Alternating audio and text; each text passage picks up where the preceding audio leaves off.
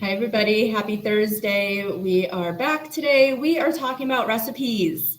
I feel like this is always something that our clients and prospective clients always want to ask us about and know. And variety is key in life for enjoying our food, to thrive with nutrition, and to heal, right? So we wanted to go over our favorite recipes, and we only put a couple in here, but we do have many more. So we're hoping that this will inspire you, but also we're hoping that you put in the comments your favorite recipes so everybody else can find more recipes that they can make. And so we can make more recipes and open our doors a little bit too. So during this live, or if you're watching the replay, post below a link of your favorite recipe or the title, or copy and paste the recipe, whatever you feel is necessary. But if you are new to our community, we are just going to introduce ourselves and we'll get right on sharing our screen with the recipes. So I am Casey Kephart. I'm a functional medicine nutritionist and the founder of the Feel Good Formula. I work with women with all different types of autoimmune diseases to get you back to the activities you love to do, trash your symptoms, get back to your life. I live in St. Petersburg, Florida, where the sun always shines, but it doesn't today, and I got caught in the rain on my run. So hence the wet hair. Jessica? And I'm Jessica Melnick. I'm a registered holistic nutritionist, the founder of the Anti-Arthritis Method, the host of the Happy Joints Arthritis Solutions Group, and I help both women and men with various forms of arthritis get back to living life the way that they choose to, not the way that they have to. And I live in Saskatchewan, Canada, where we do get quite a bit of sun, but lately it has been very gloomy. So I am like fingers crossed, hoping that today we are going to see the sun because it's been too long. And it's also getting colder here and the days are getting shorter because it is fall. So yeah, you're coming into like blistering cold weather, aren't you? yeah, not till usually January, sometimes December, it gets like painfully cold. So up until now, fall's been pretty decent. But yeah, we're just kind of holding on to every day that we don't have snow and minus 20 and just trying to enjoy that while it lasts. Well, the first recipe I had to show is something that's really great for cold weather. And Jessica said she just made it the other day. I've been making it for years and it is lovely. So let me present our screen so you can kind of visually see what we're talking about and also kind of see the ingredients as well. So yes, we're hoping you guys can screenshot these recipes if you're interested in making them. You can also comment on underneath our poster, our live post, and let us know if you'd like us to send you a link to these recipes as well. We can do that if it's too hard to see on the screen. Like Casey was saying, these are some of our most favorite recipes, really simple recipes. The ones I'm going to show, I make double and triple batches of them and freeze them for like the following week or week after. These are things that we really enjoy, food that we think is delicious and that is really nourishing. And if you are struggling with arthritis or an autoimmune disease, these are some great options for you. Yep. And some are autoimmune protocols, so that is what we teach in our programs, and some are more paleo, which is part of the reintroduction phase. So pick and choose which ones you feel like you would feel the best out of, but these are options again. So this first one is probably the best meatloaf I've ever made and eaten before. So traditional meatloaves have breadcrumbs in it, so gluten. And on AIP or paleo, we are gluten-free. So what's cool about this meatloaf recipe is that you line it with bacon. Yum, right? So we have a lot of vegetables in this meatloaf recipe. We have cauliflower, zucchini, carrots, onions, garlic, and spices. So line it with bacon, and you have a wonderful meatloaf that you can freeze. You can put half of it in the fridge and put half of it in the freezer, and it will last you a couple days if it's just you. Yeah. Can I add one thing about that recipe, Casey? Just because I tried it the other day. Yeah. It's so delicious. So I didn't have fresh thyme, so I used dried, and that turned out great. I also didn't have the 3 different kinds of veggies, so I just used cauliflower. So I put in like 2.5 cups or so of riced cauliflower because that's just what I had on hand, and it was great. It was perfect. So yeah, just so people know, like there's some things you have some wiggle room there. It doesn't have to be exact because I know sometimes we think, oh my God, well I can't make it because I don't have exactly the right ingredients, but it's flexible with that. Yeah, exactly. And it doesn't take that long to prep either. And sometimes I prep it during the day and then I just put it in a bowl, put it in the fridge, and then I'll make it at night when I actually want dinner and have it hot. So there's so many different things you can do with it. Okay, so this is one of my favorite desserts I make. I am super into anything lemon and anything yellow, actually. But this is a lemon curd tart. Not super hard to make, not many ingredients at all. It does have a lot of eggs in it. So if you are sensitive to eggs, this may not be the right recipe for you, but if you can handle eggs, no problem. Definitely try this. Eggs, honey, coconut oil, lemon juice, lemon zest, very basic ingredients. And again, it turns out great. The consistency is wonderful. My only complaint about this recipe is that you'll want to eat the whole thing. So try not to do that. Delicious. Yeah, no, definitely. I would highly recommend it. So then I just put a couple snacks here that I usually eat during the day that are my favorite. And we both get asked a lot about what can we snack on if we are a snacker or if we're just trying to get us through till dinner.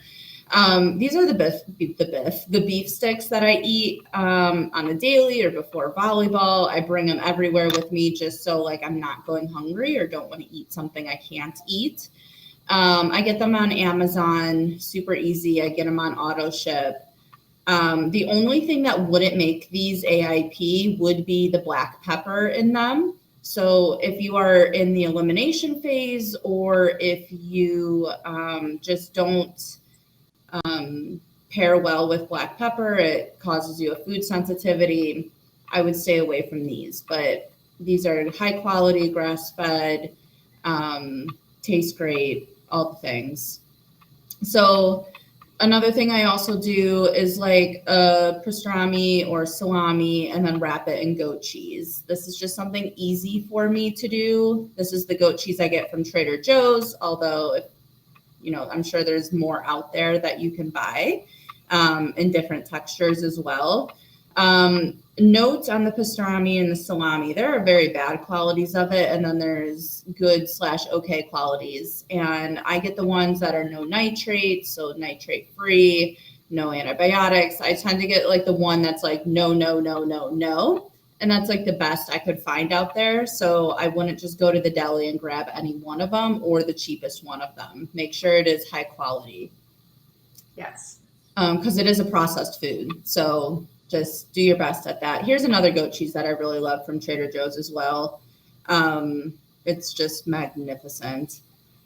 And then I'll do raw broccoli with usually coconut oil, lemon, and salt and spices on there. And I'll just let that marinate in the fridge and just like chew on that whenever I'm hungry or just want something to like hold me over. And it keeps me full as well. That sounds delicious. I've actually never marinated broccoli like in an oil like that. But I remember as a kid, my mom and my auntie used to make like a marinated vegetable salad. It was usually like a bunch of raw vegetables, like chopped into bite-sized pieces, like cauliflower, broccoli, carrots, sometimes some red onion. But it would just be like coated in a big, like a bunch of Kraft Italian dressing. And it was yummy, but this is so much better if you can make your own dressing. You're not going to get the inflammatory oils. You're not going to get a bunch of sugar. You're not going to get a bunch of other like chemical flavorings and things in there that are really inflammatory, not good for you. So great idea. I love that. That's inspired me to make a marinated vegetable salad. Haven't done that forever. Love that. Yeah. All right. So this is one of my favorites. So you can use ground turkey or ground pork for this. So I hope if you haven't noticed already, the theme of these recipes is not low fat. And that's for a reason. So we are more concerned with nutrient density and quality of food over calories.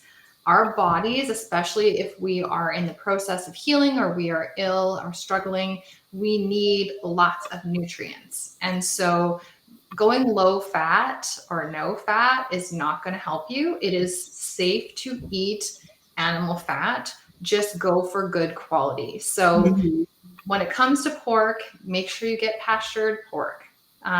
Organic and pastured, even better. Just get a good quality pork and you will be fine. Same with like turkey or chicken. So this recipe is really versatile. I wouldn't recommend beef for this. It doesn't quite have the same taste, but a ground turkey, chicken, or pork works really well. We've got lots of onion in there, garlic, and then there's a spice mix that I have that you can just mix in a little bowl or a ramekin. And so you're just going to brown the meat, and you're going to add first. Well, I saute the onion, then I brown the meat and combine the onion and meat together, and then I add the seasonings on top. Mix it up really, really good. Now, this is not AIP. You can take the fennel seeds out. You can take the red pepper flakes and the ground pepper out to make it AIP. It will change the flavor a little bit because the fennel seeds can really add that kind of Italian sausage flavoring to it. So it's basically like sausage, not in a casing. This one is great for just mixing it with roasted vegetables. I eat this, oh gosh, I probably make this once every 2 weeks for sure. And I make a 2-pound batch. As well. And it's just, it tastes great with roasted vegetables. I usually do a combination of like roasted cabbage and roasted broccoli or cauliflower. Those are two of my favorite combinations. And again, super easy. I truly enjoy eating this. I look forward to it, and it's super simple. My sister actually really likes this recipe too, and she makes meatballs out of it. So very versatile. And the next one, the Korean beef. This one is so delicious. Your family will love it. They're not going to know that it's not, like the traditional Korean beef that's full of tons and tons of sugar and soy sauce, which often has MSG in it and gluten and all these other inflammatory ingredients. You're going to use coconut aminos instead of soy sauce. And if you are not sensitive to soy, there's other brands of soy sauces that you can get, like Bragg's soy. I believe it's just called soy seasoning, where it's non-GMO. It's not going to have gluten in it. Or you can get a gluten-free tamari if you tolerate soy. But if you're not sure, or if you're on AIP, you're going to want to use the coconut aminos. So coconut aminos taste like soy sauce. They are just made out of coconut.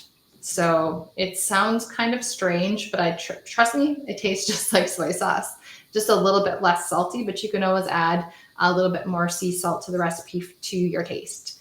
There is some coconut sugar in there, but coconut sugar itself is much better for you than a regular brown cane sugar because it is much lower glycemic and it adds a really nice taste. So it's kind of got that sweet and sour taste. It's also got a lot of fresh ginger in there. Tip about ginger, when you can buy the root, freeze it, and then you can kind of break off chunks, and it's much easier to grate while it's still frozen. I've tried to grate ginger when it is not frozen, when it's just been in the fridge, and it's really hard because it's quite stringy. So that's just my tip to make grating ginger so much easier. So yeah, again, super easy list of ingredients, super easy to cook. You're literally just browning beef and adding the seasonings.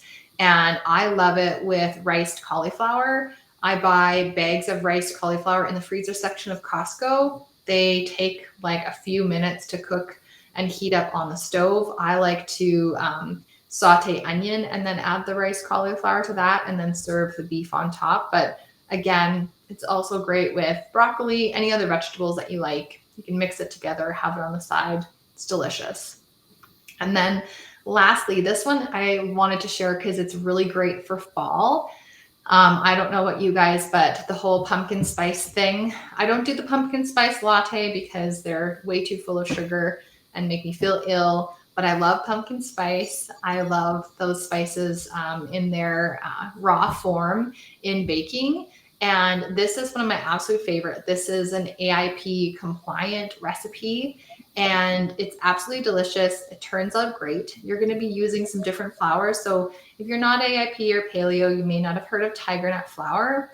Tiger nuts are actually not nuts. They are small tubers. You can get them in flour form.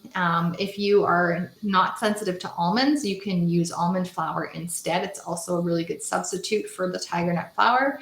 You're going to be using pumpkin in there. You're going to be using arrowroot flour, some maple syrup. And she also has a note in the recipe. So there's a link there for the recipe as well. You can go straight to it. You can reduce the amount of maple syrup by adding a little bit of neutral flavored oil like avocado oil. I'm sure it would also be fine with olive oil if you wanted to as well. So I usually reduce the maple syrup content and replace it with some avocado oil just because I don't want it to be super sweet and I try to keep my sugar consumption low. And these turn out great. I make 1.5 of the recipe to make a full dozen. And they're absolutely delicious. And they just remind me of fall and coziness and Christmassy spices. So those are my top 3 recipes that I've been making lately. Awesome. Let me get back to this. Perfect. So we hope that helped just inspire you in making varied recipes, but also to just do a quick Google search and do AIP fall recipes, AIP breakfast ideas, paleo desserts, whatever or however you're eating right now. Make sure that you do vary your meals. You make them nutrient dense, which we did a live on last week. If you want to go back and see that that live, and again, put in the chat whether you're watching on the replay or live. Put in the chat your favorite recipes that you like to make for yourself or for your family. And if you want any of the links from what we shared today, we will be happy to provide that for you. Just let us know. And we will be back next Tuesday talking about more exciting things. And until then, have a good weekend, and we will talk to you later. Yeah, take care, everyone.